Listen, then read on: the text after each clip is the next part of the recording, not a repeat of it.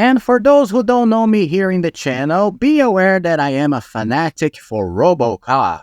And I basically love every single thing about this character. The movies, the cartoons, the TV shows, the games, even food Japanese commercial ads. But when I think about the thing that fascinates me about this character, it's not just the franchise itself, but everything that involves the behind the scenes of it. Since the character's conception until his appearances in any media. So since sometimes I gather this information in my mind in the way that even I don't understand, I decided to make this video about the curiosities of Robocop. So let's go! My name is Gustavo, but you can call me Gus, and it's time to unravel the trivia of this amazing character. And even though Robocop has this superhero quality, his origins are not from comic books, but from the mind of a screenwriter called Ed Neumeier, who was pretty young at the time. And his idea was to create an action movie that had this background of criticism and how megacorporations can transform a human being into a product, or at least a machine. But when the script started to fall in the laps of the directors of Hollywood, when they read the title that is not subtle at all, most of them refused to read it, including the director that would eventually direct it, Paul Verhoeven, that I already mentioned here in the channel. A guy who directed probably the best non-official sci-fi trilogy of cinema, with Robocop,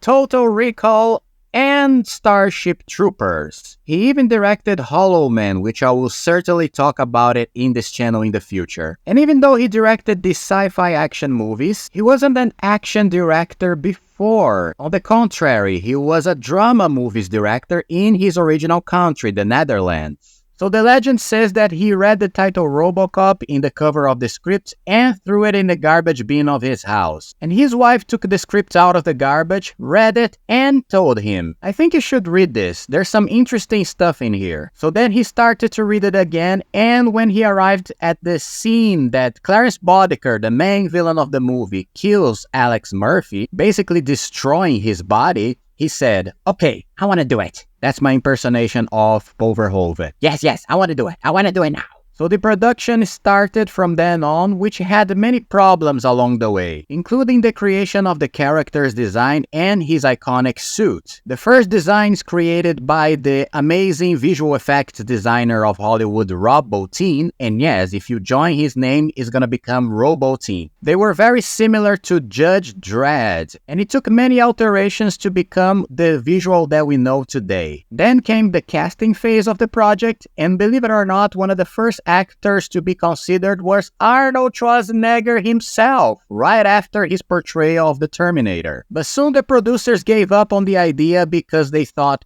Arnold Schwarzenegger, with his huge physique, wearing a big armor on top of this, it would look like the Michelin Man. So they went after a less known actor but much more versatile called Peter Weller, who would fit perfectly in the suit for being skinny. But then the man would suffer a lot in this suit, especially in the testing phases, because the shooting was taking place during a heat wave that happened in the city they were filming. So imagine the worst heat of hell itself, and you are wearing an armor that covers your entire body. So he was losing a lot of weight every day, even though he was already skinny. And the first attempts to move inside the suit didn't work at all. So much so that the production had to hire a mime to help him create some movements that would make Robocop move with fluidity. Plus, create a unique style of movement for this robot. But like I said, the first attempt was to have soft movements and a lot of fluidity in his limbs. Something very different from what we end up having. For the fact that the armor restricted the movements of the actor, the production had to stop filming for a whole weekend so that Peter Weller and the mime could work on another style of movement. One that would help him move inside the thing. Something that brought a lot of frustration to the production, including the actor himself, who used to talk a lot with the mime about the fact that he couldn't make the whole thing work. So this professional mime gave him a lot of incentivation in the way. I said they're all in a panic. He said, yeah, they're all in a panic because they're all afraid. He says the kid's afraid because he's a kid and it's his first movie. He says the designer's afraid because he's just too sensitive. Paul Verhoeven's afraid because he's Dutch. And then he stopped and he said to Peter, the Dutch are depressed. I really he said, yeah, they're inventive but depressed. And I love this story. But one of the most interesting trivia facts from the franchise comes from the second movie, Robocop 2, that at first would have the same screenwriter of the first movie, Ed Neumeyer. And the first ideas for the sequel were very unusual and different from anything we would expect. He would start with Robocop in the present times, solving some crimes. Then he would get extremely injured by an explosion in one of his missions. So his model would be deactivated and left for rust on a junkyard of the corporation. Then we would have a big time jump for the future where Robocop would be reactivated and his new adventure would take place in this world that he doesn't know yet. It looks like there was also a plot that Robocop would fall in love with a female artificial intelligence. Quite bold and bizarre in my opinion. Anyway, the premise didn't go ahead because of budget, I guess, and also because there was a writer's strike at the time and this prevented the project from being developed. So they hired the famous comic book writer Frank Miller to write a new draft of the script, a very radical version of Robocop 2 and 3, but the production ended up adapting many things to make it a little more light and to become the two sequels that we know today. But hold on, because the idea for this forgotten futuristic sequel didn't stop there. But first, let's take a little break in this amazing trivia for a quick message of the channel. And before continuing this video, I would like to ask you a big favor. If you can become a supporter of the channel Trashing with Gus, I will leave the link of my Patreon right here on the description of this video. There you will see many categories of how can you support the channel so I can continue with this job and we can continue to trash together. In each category you have different perks or rewards, should I say, including have your names at the end of each video, receiving my videos 2 weeks before everybody else, and the most important of all, receive my first novel in ebook form, The Angel of Fire and Steel. A huge, dark, epic fantasy that mixtures sci-fi with cyberpunk and a lot of action. It will surely be the most badass book that you will read in this year of 2024, I can promise you that. So you will receive this ebook for free in this month of January if you become a patron now. In February, you will receive my next novel, that is Letters for Mr. Solitude. In March, you will receive a novel from a slasher of horror that is one of my creations, and if you know me by this channel, you know who I'm talking about. And from April on, you will receive other content for free from my creation from this channel. So please, if you can support the channel in order for us to continue, I'll be eternally grateful and you will always receive the best perks and rewards that I can give you. Or you can just buy The Angel of Fire and Steel that is right now in the site of Amazon in ebook form, and you will be already helping the channel. The link for it is right down here in the description as well. Thank you so much, and let's continue with the video.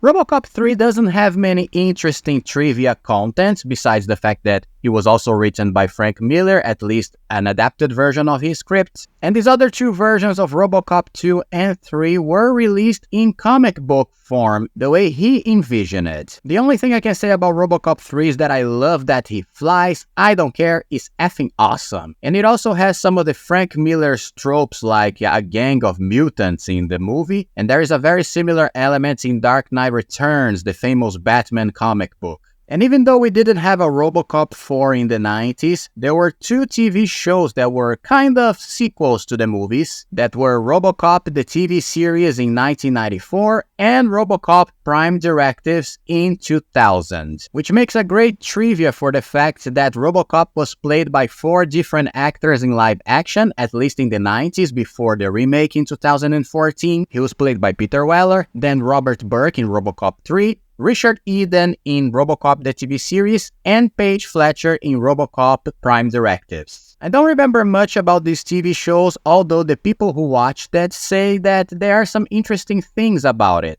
including some elements that were taken from the cancelled Robocop 2 script that I mentioned, including Robocop falling in love with a female AI. Quite bold, huh? And we cannot forget about the cartoons, because if even Rambo had a cartoon in the 80s, why Robocop not? The character had two animated series, one in the 80s called Robocop, the animated series, that had a very G.I. Joe style, and also had some characters from the first movie because it was a sequel to it. Then in 98 we had another animation called Robocop Alpha Commando, that had the character wearing this bulky blue suit, and also had a lighter tone, because Robocop was more like an Inspector Gadget character, filled with gadgets all over his armor. Then we had some other weird stuff like a Japanese food commercial ad, like I said before, but the most interesting stuff are the crossovers from the 90s, especially in comic book form with many different characters, but the most exciting of all was Robocop versus the Terminator. By the way, their encounter was something that happened in the comic books and also in the games. And the game for Super Nintendo released on the 90s was something that I always wanted to play but never could. I only used to see the stories about it in the game magazines. And it was very famous for being one of the most violent games of the time. But that is obvious, because it was featuring two of the most violent robots of the time. We also had their encounter in the comic books, and one of the most famous editions of the stories, we basically had Robocop entering the story of the Terminator 2, yes, the movie, by a time travel element. The plot puts Robocop fighting the T-1000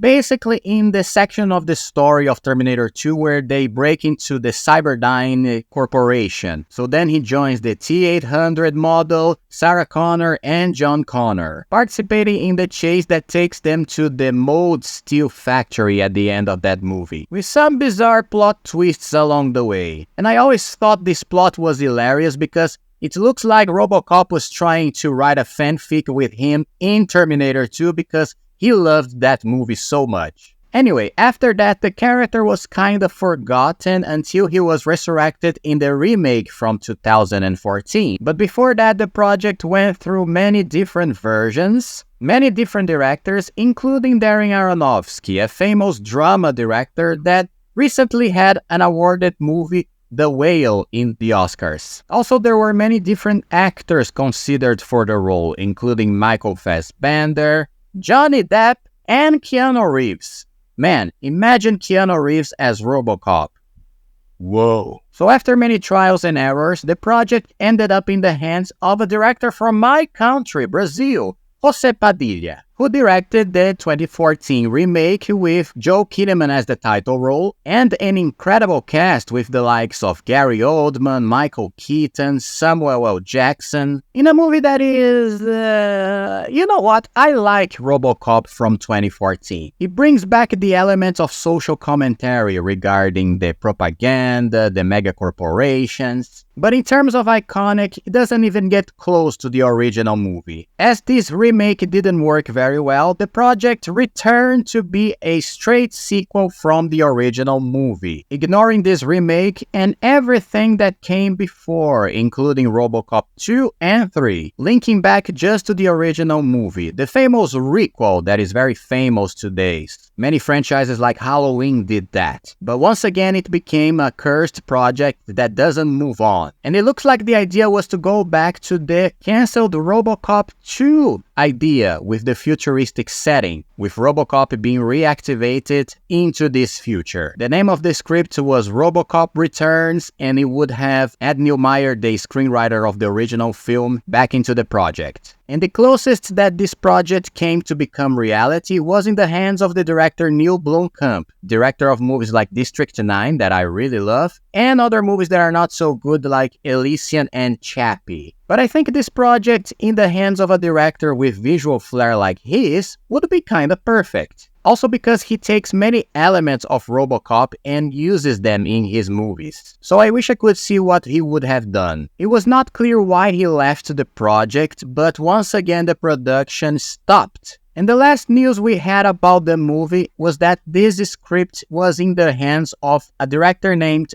Abe Forsyth, a newcomer. But these news are from, I think, 2 years ago, and MGM, the production company that produces the Robocop movies, was bought by Amazon recently. so the whole thing could have changed once again. Anyway, recently we had the game Robocop Rogue City being released and having some good reviews, saying that the plot of the game uses many elements from the old movies, including Robocop 2 and 3. I didn't get the chance to play it, but I think it's very worth if you like games and you want to play with the Robocop character. And now we can only wait to see what's gonna happen. After all, there are rumors, only rumors, that there might be a TV series being released by Amazon in the future, but nothing besides that rumor. So now, as fans of the character, like I said, we can only patiently wait. So until then, subscribe to the channel so you can have news about future projects regarding this character and many other news. And if you liked this video and you are liking my contents, don't forget to leave a like, especially if you want to see more videos about these iconic characters from the past. Alright,